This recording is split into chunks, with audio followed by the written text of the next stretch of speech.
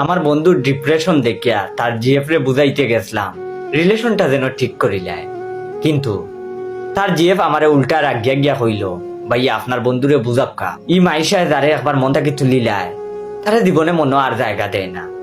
আপনার বন্ধুরে আমি বারবার কইছি লাইফে সিরিয়াস হোক, সামনের দিনগুলার লাগি প্রস্তুতি নেও। আমি কেন শুনিয়া মিনমিন করে কইলাম সে তো বালা স্টুডেন্ট, সামনে তার এক্সাম, ঠিকও বালা রেজাল্ট।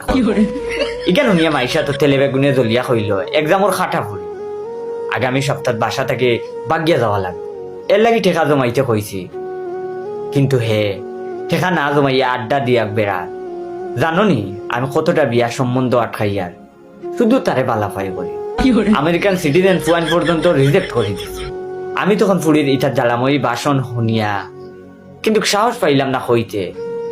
ক্লাস 7 ফুড়িরে বিয়ার প্রস্তাব দেয় কোন সাগুয়ার না।